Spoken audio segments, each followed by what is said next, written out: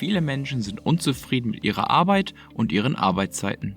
Während älteren Menschen die Bezahlung eines der wichtigsten Aspekte bei der Berufsausübung ist, findet bei der jüngeren Generation ein Umdenken statt. Der jüngeren Generation werden Aspekte wie Arbeitsklima, Arbeitszeit und Freizeitausgleich sowie die Flexibilität bei der Arbeit immer wichtiger. Wenn du deinen Chef überzeugen möchtest, dass es für ihn Vorteile hat, wenn du bei gleicher Bezahlung weniger Stunden arbeitest, bleibe dran.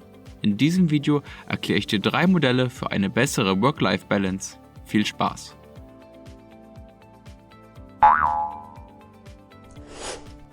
Modell Nummer 1: Weniger arbeiten. In Deutschland verbringt der Großteil der Vollzeitangestellten im Schnitt 40 Stunden pro Woche auf der Arbeit.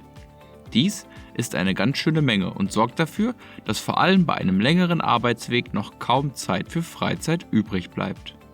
Wer kennt es nicht? Im Winter verlässt man bei Dunkelheit das Haus und kommt erst wieder zurück, wenn es bereits wieder dunkel ist. Versuche aus Schweden und Island zeigen, dass die Reduzierung der wöchentlichen Arbeitszeit bei gleicher Bezahlung mehrere positive Effekte für den Arbeitnehmer als auch den Arbeitgeber hat. Für den Arbeitnehmer äußert sich die Reduzierung der wöchentlichen Arbeitszeit in weniger Stress, eine verbesserte Work-Life-Balance, geringere Wahrscheinlichkeit für Burnouts, weniger Arbeitsunfälle und mehr Schlaf. Bei einer geringeren Arbeitszeit sind außerdem Beruf und Familie wesentlich besser vereinbar. Dies verbessert gleichzeitig auch die Gerechtigkeit zwischen den Geschlechtern. Denn wer mehr Freizeit hat, kann sich auch mehr um seine Familie kümmern. Wer nun meint, dass der Arbeitgeber davon ja nicht profitiert, der liegt falsch. Selbst der Arbeitgeber wird davon profitieren, dass das Personal tatsächlich weniger Stunden arbeitet. Wer insgesamt weniger Stunden arbeitet, ist zwar körperlich weniger anwesend, gleichzeitig aber auch viel produktiver und effizienter in dem, was er tut. Ganz geklärt werden konnte in den Versuchen bislang aber nicht eindeutig, ob die gesteigerte Produktivität der Mitarbeiter die fehlenden Arbeitszeiten ausgleichen kann. Ein weiteres Gegenargument ist, dass nicht alle Mitarbeiter der steigenden Arbeitsintensität aufgrund der verkürzten Arbeitszeit gewachsen sind. Dies könnte wiederum Stress auslösen und die positiven Aspekte für die Mitarbeiter abschwächen.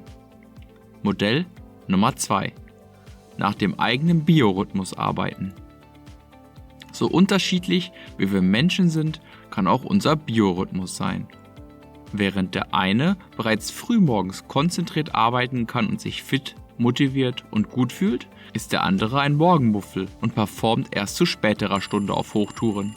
Eine starr festgelegte Arbeitszeit sorgt dann dafür, dass die Arbeitnehmer nicht so produktiv arbeiten, wie sie eigentlich könnten.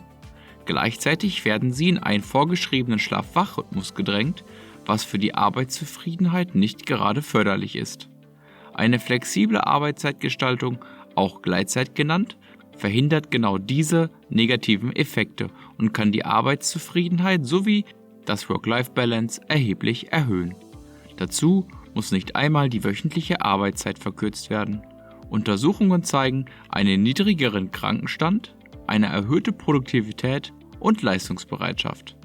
Kommen wir zu Modell Nummer 3. Modell Nummer 3: Flexibler Urlaub. Dieses Modell ist sehr interessant für alle, die gerne Urlaub machen. Bei diesem Modell dürfen Mitarbeiter so lange und so viel Urlaub machen, wie sie wollen. Die Urlaubstage im Jahr werden nicht auf zum Beispiel 30 Tage begrenzt, sondern wenn gewünscht, können auch viel mehr Tage genommen werden. Gleichzeitig wird aber auch kein Mitarbeiter verpflichtet, Urlaub zu nehmen, wenn er nicht möchte. Hintergrund von diesem Modell ist, dass der Arbeitnehmer seinen Urlaub perfekt an seine Lebensumstände anpassen kann. Dies soll für eine höhere Zufriedenheit der Mitarbeiter, für weniger Krankheitstage und eine gesteigerte Produktivität an Tagen sorgen, an denen der Arbeitnehmer arbeitet.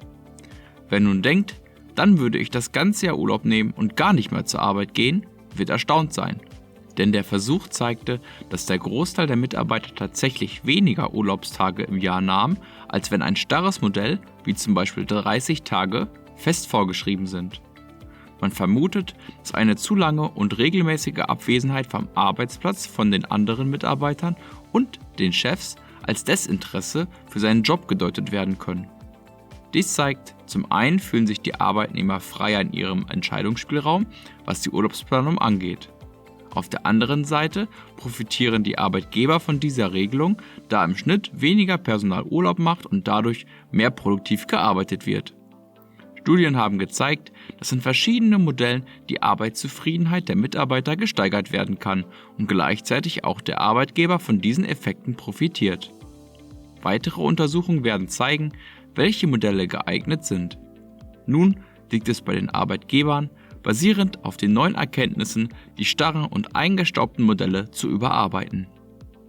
Bist du mit deiner Arbeitszeit zufrieden oder konntest du bereits Erfahrungen mit neuen Work-Life-Balance-Modellen machen? Schreibe doch gerne einen Kommentar und teile deine Meinung mit uns. Ein Abo ist übrigens kostenlos und ich freue mich wirklich sehr über jedes einzelne. Weitere Work-Life-Balance-Modelle folgen, wenn du einen Daumen hoch gibst.